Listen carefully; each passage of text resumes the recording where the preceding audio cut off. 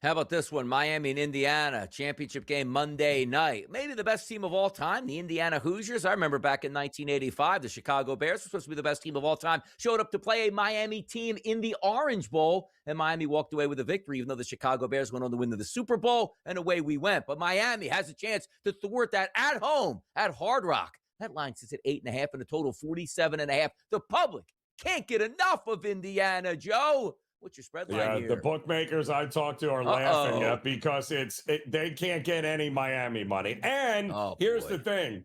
They don't anticipate any Miami money until maybe an hour or two before kickoff on Monday, because the Miami backers are sitting back, rightly so, smartly so.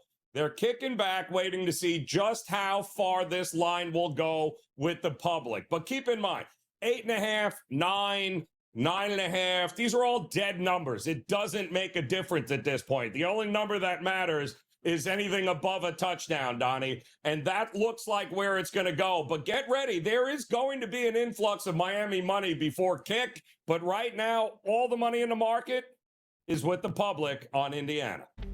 Right back here on a Football Friday on the SportsGrid Network. It's the early line. It's Donnie Rightside. It's Joe Raineri. And our coach, Coach Terry Bowden, joins us today on a Championship Friday edition. Coach, how we feeling out there? Getting ready for football. I'm going to have to watch some NFL before I get to that Monday game, I guess. But I'm a college guy, and I can't wait to see how this thing turns out at the end. Big ratings, big money. And by the way, Coach, you probably made some pretty good money throughout your travels. You got to spend a pretty penny to get into this game at Hard Rock Stadium on Monday Night Football, 7:30. Before we get to the game itself, Coach, talk to me about this. Miami's the de facto road team, but playing at home. Now, granted, it's more of a corporate atmosphere as opposed to your home crowd in the building. But talk to me about Miami's advantages about just being home for this one. Well, I've always felt there is some home field advantage, no matter where you play, just because the comfort level, getting in the same locker room, you always get in the pregame, the atmosphere.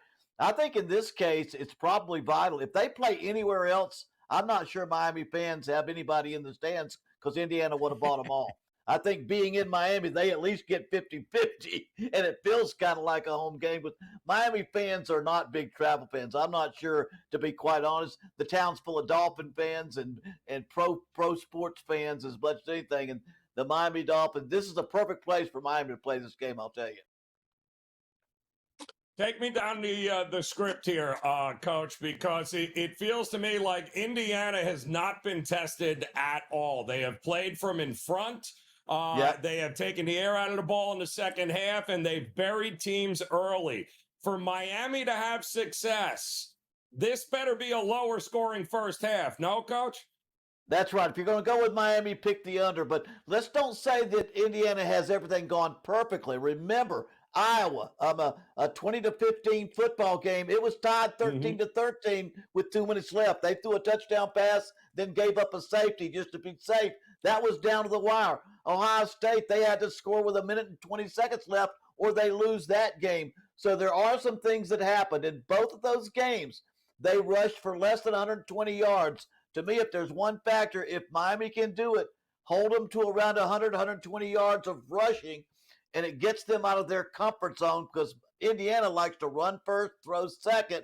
They want their throws to be for touchdowns around the red zone. So that seems to be what happened against Iowa, against Ohio State. Miami needs to focus on studying that film because they held Indiana to a point where it was a very close game and the quarterback had to pull it out. Also, Coach, I love getting to talk to you some of these big games in the preparation as well. Like, they've already played multiple playoff games, which back in the day, you waited a month and a half, then you played your bowl game. These guys have been through it, so the layoff isn't that big of what it used to be. Talk to me about the preparation for these guys, because also the increase in the media that you have to do, and the spotlight, and the big game, and the pageantry. How are you handling these situations as a coach? Well, I think both coaches will know how to protect their players from too much media. Keep them involved. Don't let them have to go to too many press conferences, too many interviews. Coach Signetti and both head coaches can handle those press conferences themselves. But you don't want all the stuff that's in the paper. That's mostly for the fans and all the people surrounding it. You want to pull your team away from the distractions that they might have. But it is about 10 days. There's a lot of preparation in how they prepare for this game. And I'm going to say this, because Indiana is a team, just play your best and you're going to win this game. You're the best team. You got the best quarterback. Do what you do, and you will win this game, and you might win it big. Miami's got to go out and do something different. I think what's got to happen, Miami has got to study their tendencies and break some tendencies. We see what happens against Indiana when you do what you normally do. They intercept the first play, go for a touchdown. They will have studied you and studied you. Very important, but Miami being the underdog, take the 11 days, know what your tendencies are, and break a tendency, break a key tendency here or there to maybe get you a big play.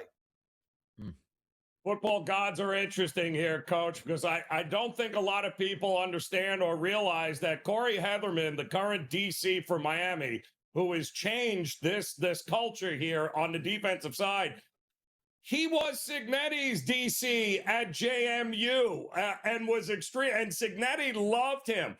They still have the same OC that was at JMU is with Indiana and Cignetti. Does that give Heatherman and the defense any sort of insight or a leg up here heading into this game?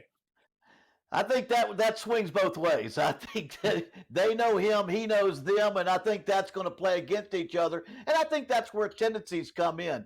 If anybody, there's a book on everybody. There's a book on the defensive play caller. There's a book on the offensive play caller.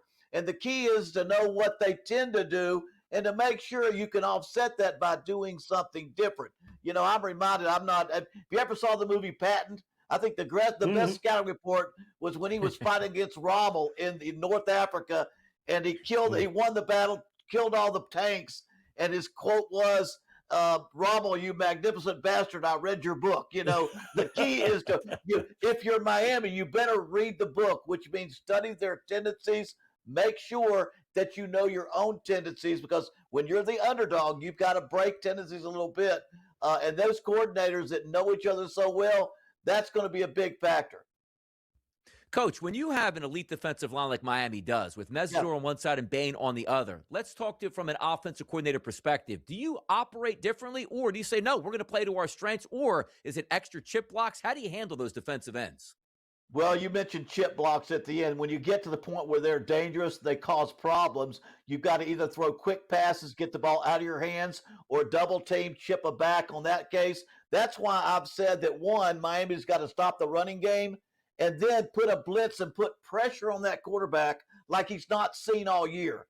And that will change the way they play their football. It'll get Indiana out of their comfort zone because, one, they want to run the ball so they can throw little less and throw for touchdown passes. But I think the key, Miami get pressure on Indiana's quarterback like he has not seen all year, and they have the talent with their two defensive ends to do that.